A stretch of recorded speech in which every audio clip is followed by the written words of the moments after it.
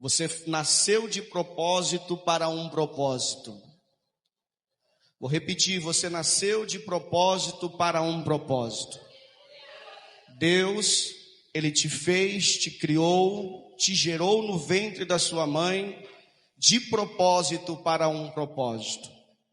Talvez você possa se perguntar e indagar muitas vezes o porquê de tantas coisas. Por que razão Deus permitiu que você nascesse? De tanto sofrimento, talvez que você já tenha passado. Na verdade, quem nunca fez essa pergunta ao Senhor, eu mesmo fiz muito esta pergunta, né? Na verdade, às vezes nós questionamos isso porque na verdade nós não estamos caminhando segundo o propósito para o qual Deus criou nós e fez a nossa existência vir a essa terra. É muito natural de todas as vezes que nós temos um plano, um propósito para as nossas vidas, existe um nosso adversário que sempre vai querer contrapor estes planos e esse propósito.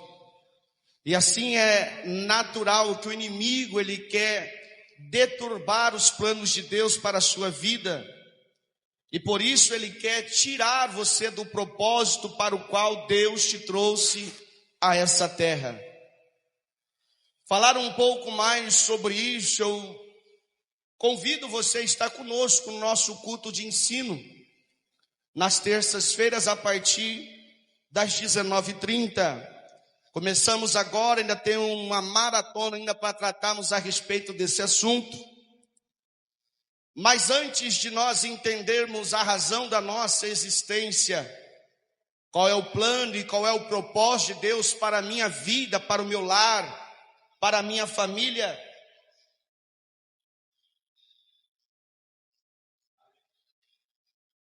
eu preciso saber quem sou eu em Cristo Jesus.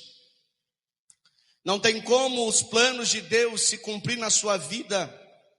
Não tem como você andar nos propósitos de Deus para a sua vida, ou a sua família entrar nos planos e nos propósitos de Deus para aquilo que já está planejado para você, sem antes você saber quem é você em Cristo Jesus. Não é somente estar na igreja, não é somente nós nos reunirmos no templo, não se resume em eu descer as águas, em reconhecer a Jesus como meu Salvador, em eu participar das atividades da igreja, em eu ser conduzido a ser um obreiro na casa de Deus, ou até mesmo como eu chegar ao pastorado e assim pastorear a igreja.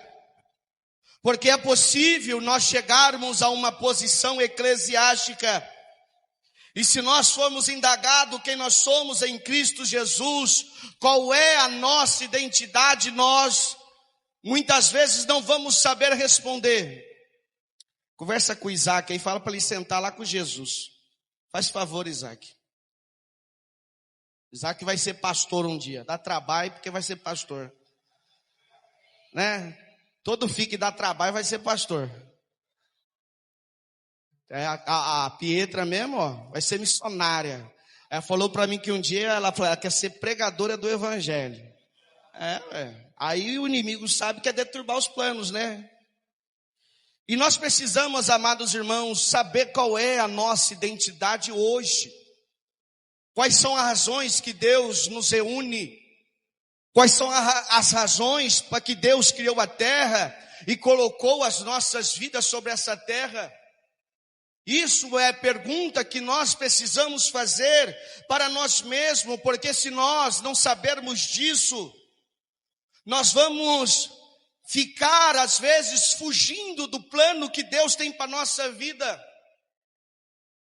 No livro do profeta Jeremias, capítulo de número 29, versículo 13 mais ou menos, ou os versículos anteriores, Deus diz assim: bem sei eu os pensamentos ou os planos que eu tenho a vosso respeito, diz o Senhor, pensamentos de paz e não de mal, para lhe dar-lhes os fins que vós desejais.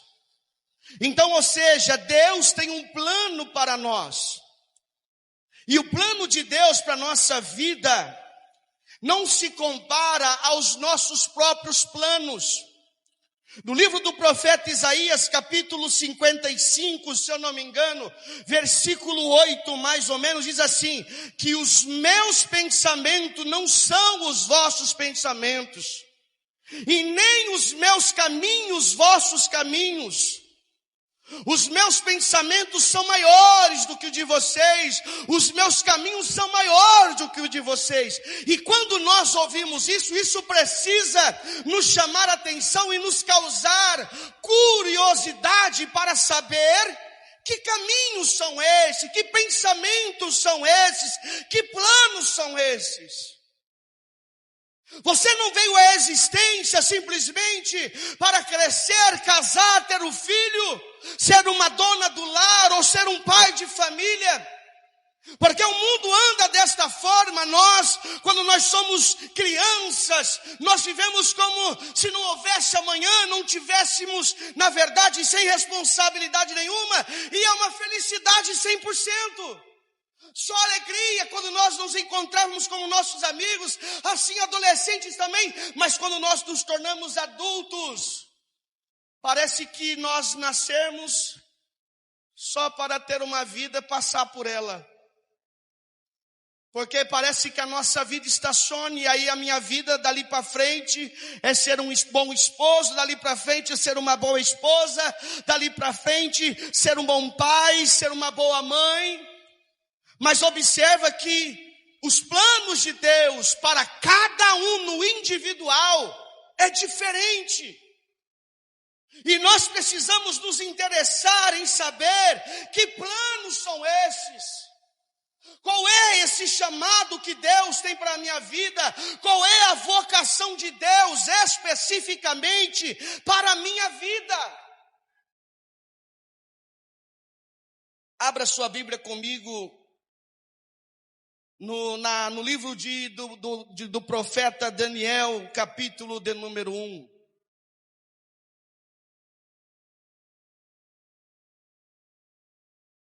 Se coloque de pé, por gentileza, para nós fazermos essa leitura.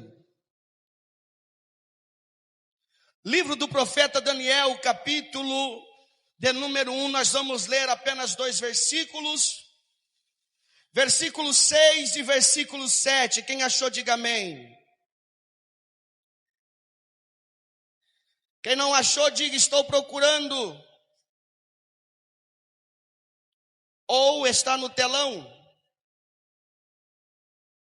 Capítulo 1, versículo 6 nos diz assim: ora, entre eles se achavam 2 filhos de Judá, Daniel, Ananias, Misael e Azarias.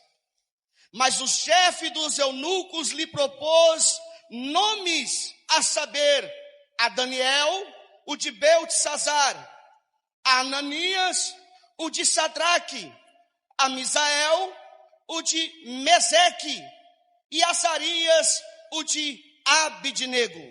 Por favor, se assente.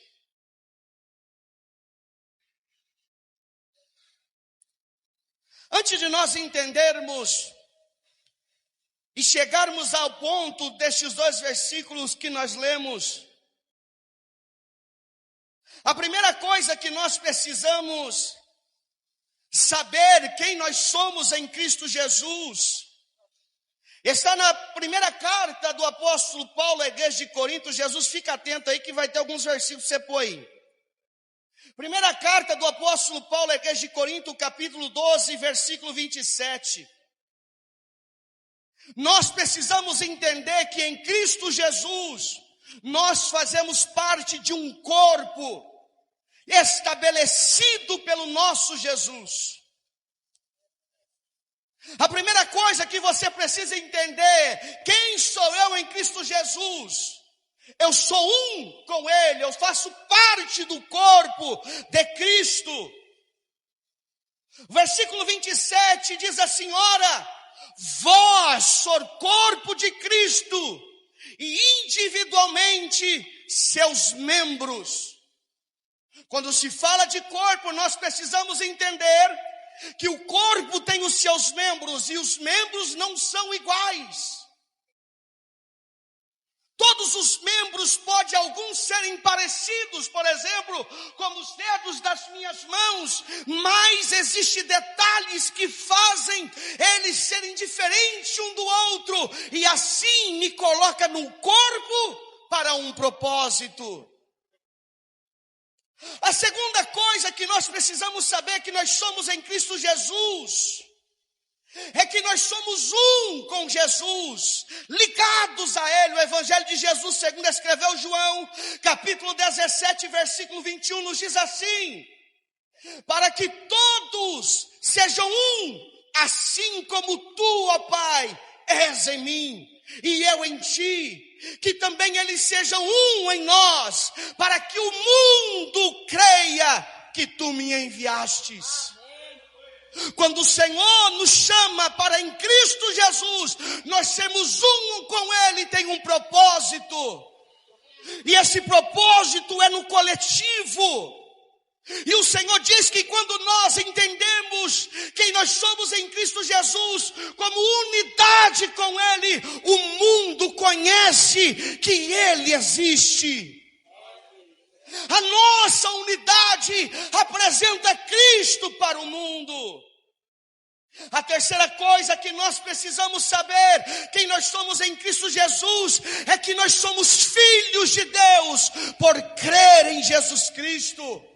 Evangelho de Jesus, segundo escreveu João, capítulo 1, versículo 12, nos diz assim: mas a todos quanto receberam, aos que creem no seu nome, deu-lhes o direito e o poder de se tornarem filhos de Deus. Quando você for indagado quem você é em Cristo Jesus, você pode dizer: eu sou filho de Deus, porque eu creio no Cristo salvífico.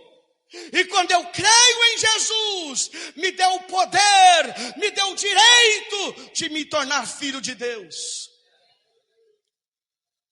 E aqui nós vemos que nem todos são filhos. Às vezes nós ouvimos muito isso no linguajar das pessoas que não conhecem a Cristo, dizerem: todos são filhos de Deus. Não, todos são criaturas de Deus. Deus criou todos, mas filhos é só aquele que crê em Jesus. Que Jesus veio ao mundo e morreu e se entregou por nós e está à destra de Deus. Aí o versículo diz: deu-lhes o direito, o poder de se tornarem filhos de Deus. E quando você entende isso em Cristo Jesus, você se torna filho de Deus. A quarta coisa que nós precisamos entender que nós somos em Cristo Jesus está em Romanos capítulo 6, versículo 23. Em Cristo Jesus não somos mais escravos do pecado. Observa que existem várias características que nos mostram quando nós nos aproximamos de Cristo e quem nós somos em Cristo Jesus. Nós não somos mais escravos do pecado. Carta do apóstolo Paulo aos Romanos capítulo 6, versículo 23 nos diz assim: porque o salário do pecado é a morte, mas o dom gratuito de Deus é a vida eterna em Cristo Jesus, nosso Senhor. Em Cristo Jesus, você já não é mais escravo do pecado. A quinta coisa que nós precisamos entender quem nós somos em Cristo Jesus: nós somos cabeça e não cauda. No livro de Deuteronômio, no capítulo 28, versículo 13, no Antigo Testamento, Jesus, o quarto livro diz assim: e o Senhor te porá por cabeça e não por cauda. e só estará por cima e não por baixo, se obedeceres aos mandamentos do Senhor teu Deus, que eu hoje te ordeno para guardar e cumprir. Em Cristo Jesus, você não é para ficar por baixo. Filho do rei é príncipe, filho do rei é princesa. E príncipe e princesa vive em destaque. Você precisa se destacar no mundo. Você precisa parar com esse complexo de inferioridade, porque Deus te chamou em Cristo Jesus para ser cabeça e não cauda, para andar por cima e não por baixo. Existem tantas outras coisas que nos identifica como em Cristo Jesus, a nossa identidade. Mas quero falar somente mais uma, porque o tempo não nos permite. Sexto, segunda carta do apóstolo Paulo à igreja de Corinto, capítulo 5, versículo 20. Em Cristo Jesus nós somos embaixadores dele. De sorte que somos embaixadores por Cristo, como se Deus por nós vos exortasse. Rogamo-vos, pois, por Cristo, que vos reconcilieis com Deus. O que é um embaixador? O embaixador, ele está morando num lugar aonde não é a sua nacionalidade, aonde não é a sua casa. E quando nós entendemos os planos de Deus para a nossa vida, quando nós procuramos entender que Deus me criou de propósito para um propósito, não se resume a passar a vida sobre essa terra, mas representar o mundo vindouro aqui nessa terra. Porque a igreja, como embaixadora do Senhor, ela representa um mundo na eternidade. Saber quem é Jesus é ter uma identidade do céu. Nós precisamos carregar uma identidade que nos diz quem somos nós em Cristo Jesus. Existem pessoas no mundo, eu conheci pessoas. Existem pessoas do mundo que não se conhecem a si mesmas, não sabem a sua identidade, não sabe quem são seus pais, não sabe nem o dia que nasceu e não sabe quantos anos tem de vida.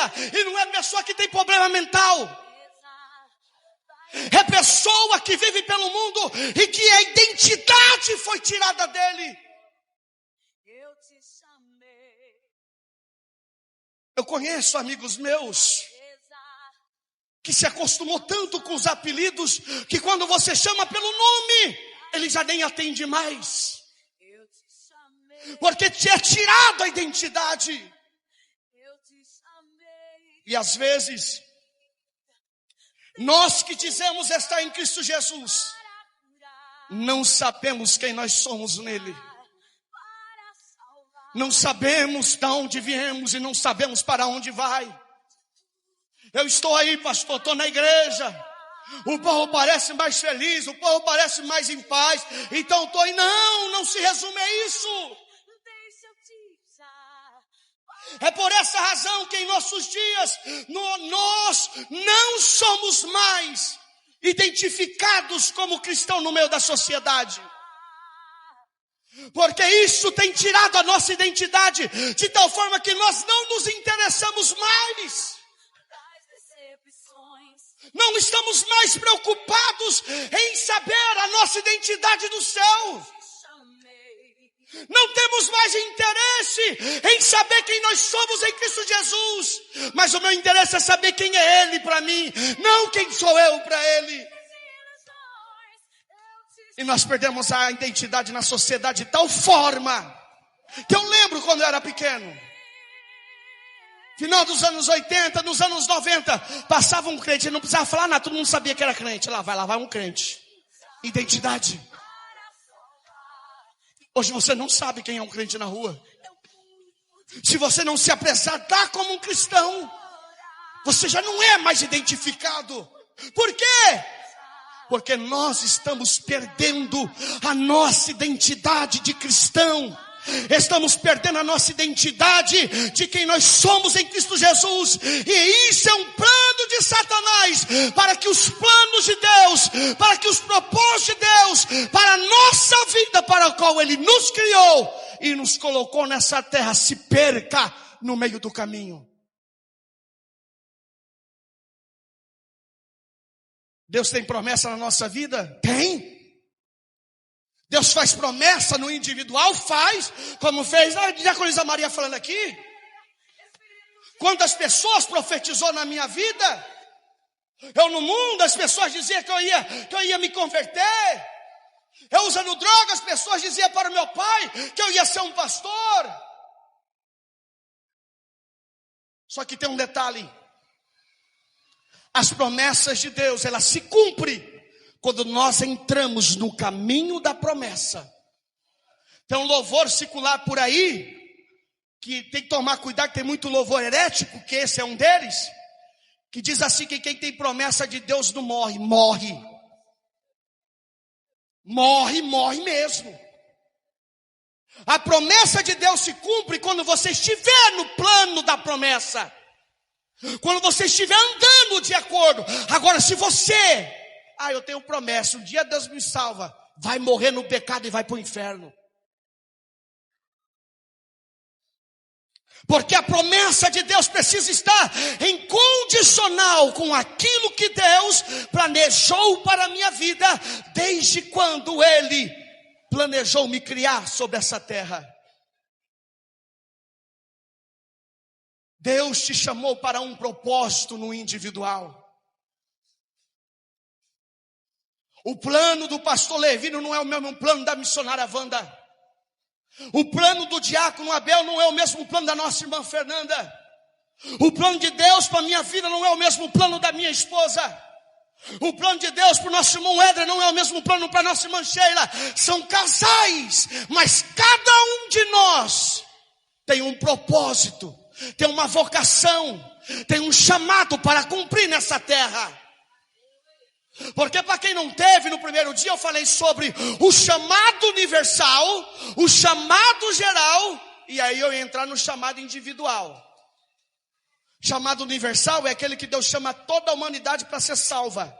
O chamado geral é o chamado para a igreja. E aí tratamos sobre como nós precisamos viver uns com os outros. Porque o versículo diz que é para isso que nós fomos chamados, para termos paz, para termos comunhão. O versículo diz isso. Só que além do chamado geral, que é da igreja, tem o chamado individual para cada um de nós. Quando a Bíblia diz que nós teremos que prestar conta de tudo que nós fizemos nessa terra, é prestar conta se aquilo que me foi confiado eu cumpri conforme o Senhor me ensinou.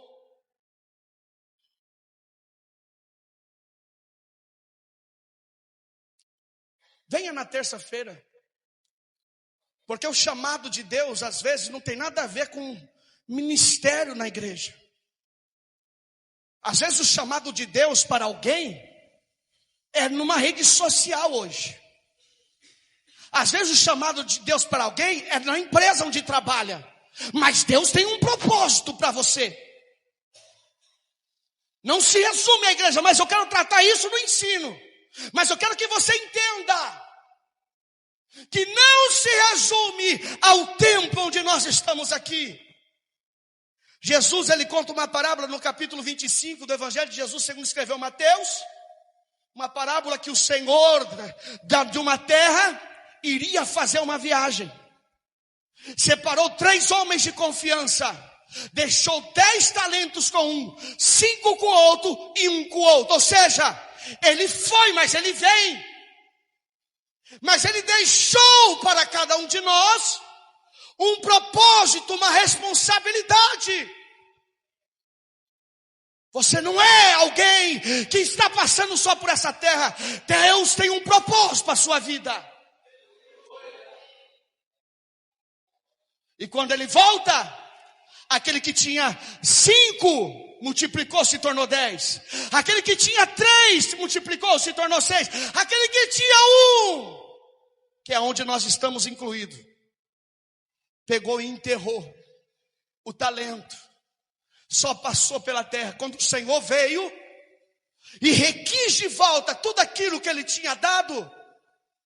O que tinha 5 deu 10. Ele falou assim: servo bom, entra para o gozo do Senhor. O outro, servo bom, entra para o gozo do Senhor. Agora aquele que deu falou: Senhor, eu sei que o Senhor é um homem duro, correto, que gosta das coisas certas. Então, sabendo quem é o Senhor, eu enterrei, guardei, está aqui guardadinho, ó. Toma aí de volta. Servo mau e infiel. Foste infiel no pouco, vai para o fogo eterno. Isso está no versículo, capítulo 25, olha aí, Jesus está lá no contexto. Tem um plano, tem um propósito para você estar nessa terra. O tempo já foi. Eu não quero resumir a mensagem, mas eu vou concluir por aqui. Na próxima semana, nosso culto de Santa Ceia, eu vou concluir essa mensagem. E aí eu vou entrar no texto que nós lemos. Mas permita só um detalhe. O diabo, o nosso adversário, ele quer tirar a sua identidade. E entenda um ponto, só aguarda um pouquinho, Jesus, entenda um ponto. Você nunca será maior do que o seu chamado. O seu chamado para a sua vida, quando você ouve de Deus, você se sente pequeno, você se sente incapaz, você se sente inferior, e você recua, enterra. Ninguém é maior do que o chamado, mas aquele que chamou, ele é fiel para te sustentar. Então fique com essa palavra nessa noite. Não fuja do teu chamado. Se interesse em saber qual é o teu chamado. Você não está passando só por essa terra em vão. Mulher, você não nasceu nessa terra só para cuidar de homem, para lavar roupa para homem, para cuidar de criança, não. Tem propósito maior. Tem um porquê. E você precisa saber quem é você em Cristo Jesus. Amém, meus amados? Amém. Na próxima semana nós vamos falar um pouco do que nós lemos em Daniel. Porque, só observe o versículo, só resumindo. Observe que quando eles chegam lá na Babilônia, eles mudam o nome deles. Porque o propósito é tirar a identidade. Na próxima semana nós falaremos sobre isso. Amém, meus irmãos?